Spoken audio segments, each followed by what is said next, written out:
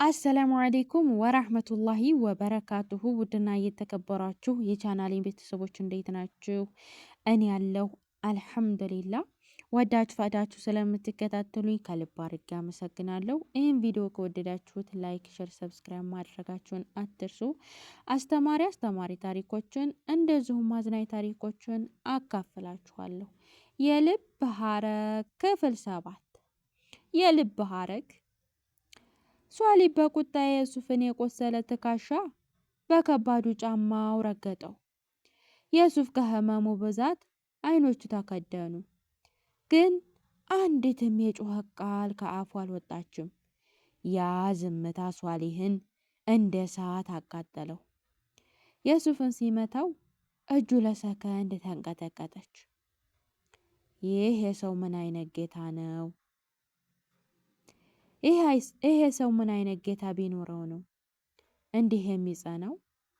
ሞትንስ እንዲህ እንዴት እንደናቀው የሚል ስውር ፍርሃት በሷሊህ ልብ ውስጥ ተዘራ። ሷሊህ የሱፍን ሲያዩ የሚረግፈው እሱ ሳይሆን ተገራፊው የሱፍ እንደሆነ ተሰማው። የሱፍ በደሙ መካከል ሆኖ ለሷሊህ የሚራራለት ይመስላል። በተመሳሳይ ሰዓት እኔና አደም በጫካው ውስጥ ጥልቀት ውስጥ በዝምታ እንጓዛለን። ንፋሱ በዛፎቹ መሃል ሲያልፍ የሚፈጥረው ድምፅ እንደ የሱፍ ሳንቃ ይመስለኛል። አደም በድንገት ፈረሱን አቁሞ አፍንጫውን ወደ ንፋሱ አቅጣጫ ሰዶ ዙሪያውን በንቃት አየ። ፈረሱ በጆሮዎቹን ቀስሮ መረበሽ፣ መሬቱን በሰከናው መጫር ጀመረ። በእውነተኛ አደጋ ውስጥ መጀመሪያ የሚመጣው ድምፅ ሳይሆን ድንገተኛ የዝምታ መክበድ ነው። አደምም እንደኔ የፈራ መሆኑን ከግንባሩ የሚወርደው ላብና የሚቆራረጠው ትንፋሽ ይመሰክራል። አደም ሆነ ለምን ቆም አልኩት፣ ድምፄን በብርድና በድንጋጤ እየተንቀጠቀጠ። ውሾች አላደም ቃናውን ተለውጦ አይኖቹ ጫካውን እየቀደደ የሷሊህን አናፋ ውሾችን ሽታችንን አግተዋል። ንፋሱ የእነሱን ጩኸት ይዞልን መጥቷል። ከሩቅ የውሾች ጩኸት እንደ መርዶ ነጋሪ በመጮህ በጫካው ውስጥ አስተጋባ። አደም ፈረሱን በኃይል አስነሳው። በጫካው መሃል ስንጋልብ የዛፉ አቅጣጫዎች ፊቴን ይጭሩኛል። የአካላዊ ህመም ግን በልቤ ውስጥ ካለው የጥፋተኝነት ስሜት ጋር ሲወዳደር ምን ነበር? ከሷሊህ ጅራፍ ይልቅ የሱፍ ዝምታ ይበልጣል። ያመሃል የሚል የህሊና ወቀሳ በውስጤ ጮኸ። እኔ ለመኖር ስጋልብ እሱ ስለ እኔ መሞት ይቆማል። የእያንዳንዱ የፈረስ ሰከና ድምፅ ከዳተኛ ከካዳተኛ የሚል መሰለኝ። አደም የሱፍን እዚያ በሞት አፋፍ ትተነው መሄዳችን ልክ ነው እንዴ? ልባችን ይጨክናል። አላህስ ምን ይለን ይሆን አልኩት፣ እንባዬ ከንፋሱ ጋር እየተጋጨ። ሂክማ አላደም ወደ ኋላ ሳይዞር ፈረሱን ይብለጥ እያፋጠነ፣ አንቺን ከያዙሽ የሱፍን ስቃይ ትርጉም ያጣል። እሱ ራሱን የሰጠው አንቺ ሚስጥሩን ይዘሽ እንዴት ትተርፊ ነው? አሁን መመለስ ማለት ለሱ መርዳት ሳይሆን የከፈለውን ዋጋ ማርከስ ነው። የሱፍ የለፈለገውን አካል እንዲታድኝው ሳይሆን የአባትሽን እውነት እንዲታድኝ ነው አለኝ። ቃላቶቹ እንደ ጅራፍ ገረፈኝ። አባቴ የሰጠኝን ወረቀት ደግሞ ያየሁት በወረቀቱ ግርጌ ላይ በፀሐይ ብርሃን ብቻ የምትታይ አንዲት ጥንቅቅ የመስጊድ ምልክት አየሁ። አባቴ በልጅነቴ ልጅ እውነተኛ እውነት መስጊድ ጣራ ስር በአላህ ቤት ትጠበቃለች ይለኝ ነበር። ትዝታ እንደ መብረቅ በጭንቅላቴ ውስጥ በራ። አደም የያዘውን የቀለበት ምልክት የወረቀቱን ሚስጥር ሳገጣጥመው አባቴ መድረሻዬ መጠጊያዬ አስቀድሞ እንዳዘጋጀልኝ ተረዳሁ። ውሾቹ እየቀረቡ መጡ።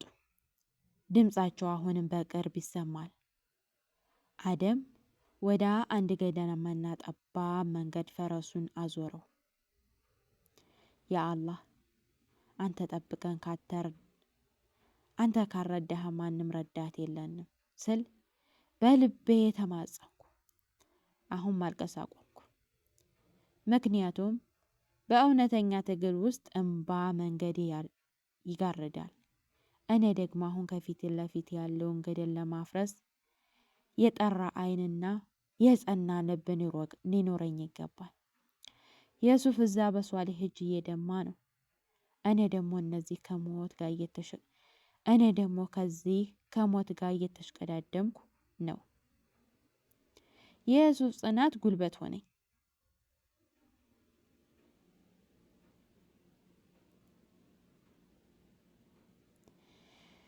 የሸለቆው ንፋስ አሁን ደግሞ ደም የሚሸት ከባድ ጭጋግ ለብሷል። ሰማዩ በደመና ተጋርዶ የቀኑ ብርሃን ሳይመጣ የቀዝቃዛ ጥላ በድምሩ ላይ ሰፍኗል። ሷሊህ ትዕግስቱ ተሟጧል። በፊቱ የታሰረው የሱፍ አካል እንጂ ነፍስ አልመሰለውም። ደሙ መሬት ላይ ረግቷል። አቧራው ላይ ጥቁር ምልክት ጥሏል። በእውነተኛ ስቃይ ውስጥ ጊዜ ይቆማል። አንዳንድ ሰከንድ እንደ ዓመት ይረዝማል። ሷሊህ ግን ግራ ተጋብቶት የሚገርፈው እሱ የሚጮኸው የሚማጸነው የሱፍ መሆኑን ሲገባው፣ ክፍሉን የሞላው ግን የሷሊህ ቁጣና የሱፍ አሰቃቂ ዝምታ ነው። የሱፍ አለ ሷሊህ የግርፋቱ ጅራፍ መሬት ላይ የጎተተ ድምፅ አሁን ተስፋ መቁረጥን ይገባበታል። ይሄ መጨረሻህ ነው። ይህች ልጅ አሁን ጫካ ውስጥ በውሾች ተከባለች። አንተ ለምንም ለሌላ ወረቀት ስትል ነፍስህን ለምን ትሰጣለህ? ዝምታህ ማንን ያድናል? አለ። የሱፍ አንገቱን ቀና ለማድረግ መከረ። የእያንዳንዱ የጡንቻቸው እንቅስቃሴ እንደ እሳት ያቃጥለዋል። በዓይኑ ላይ የረጋው ደም እይታው ቢጋርደውም በልቡ ውስጥ ግን ከዕለታ የጠነከረ ብርሃን አለ። ሷሊህ አለ ድምፁ እንደ ሸከራ ወረቀት እየተሰነጠቀ፣ አንተ ለምታየው ዓለም ትዋጋለህ። እኔ ግን ለማየው ጌታ እገዛለሁ። አንተ እኔን ብትገድለኝ እንዴ የሱፍ ይሞታል። ዝምታዬ ግን ሺህ እውነታችን በጽናት ይኖራሉ። ሞት ለእኔ እረፍት ነው፣ ለአንተ ግን የፍርሃት መጀመሪያ ነው።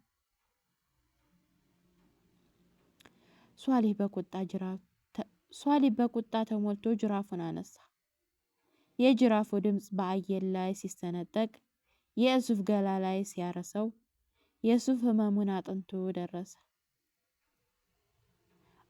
ደርሶ ዘልቆ ሲጸራ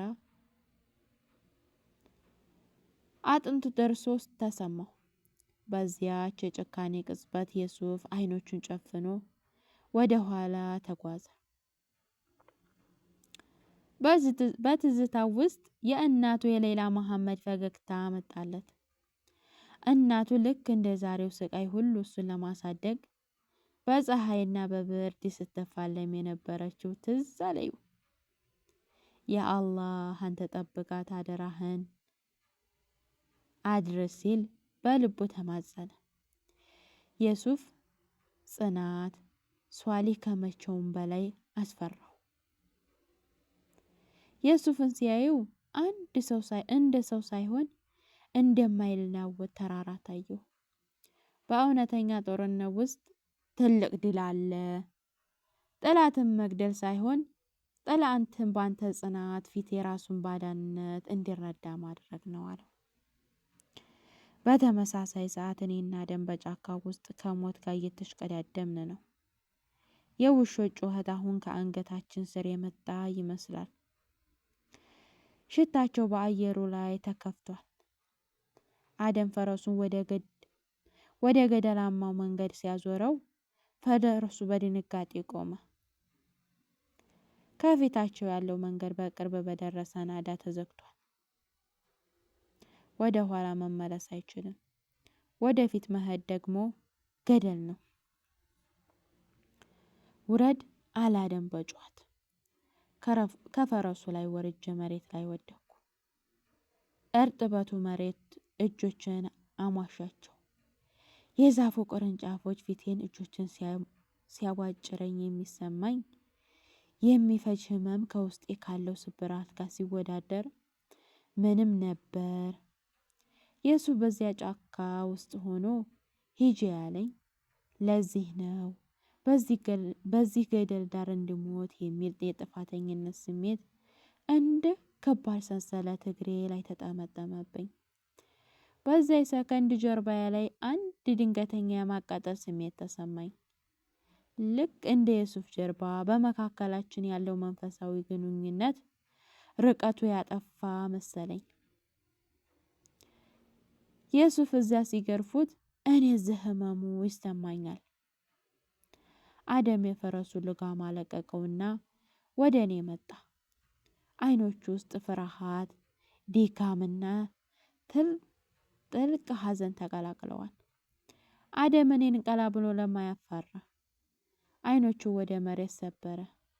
በዚያ ዝምታ ውስጥ የሱፍ መጨረሻ ነበብኩት። አደም የሱፍ አልኩት፣ ትንፋሼ እየተቆራረጠ። ሂክማ አሁን በግርጌው በኩል ባለው ጠባብ ዋሻ ውስጥ ማለፍ አለብን አለ ድምፁ እየተቆራረጠ። ለጥያቄ መልስ ከመስጠት በመሸሽ ፈረሶቹን እዚህ እንተዋቸዋለን፣ ውሾች በቅርቡ ይደርሳሉ አለ።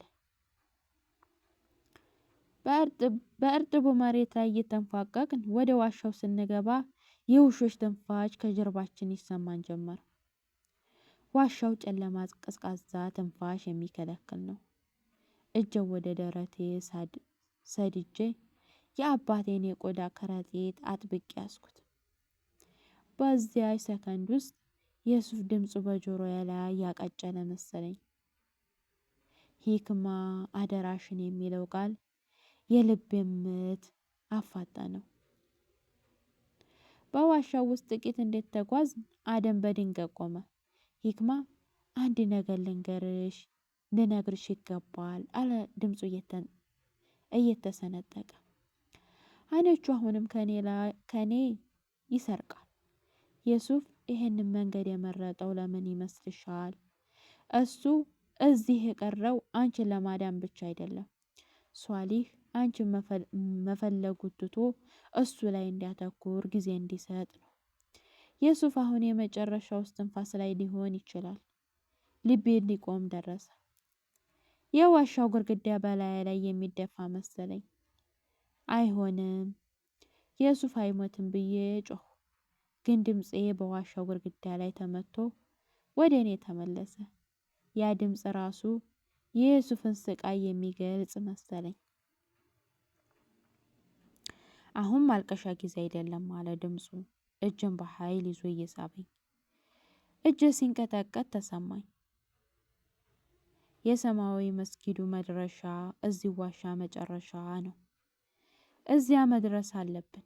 የሱፍ የከፈለውን ዋጋ ባዶ ሆኖ እንዳይቀር ብርታት ይኑርሽ አለ።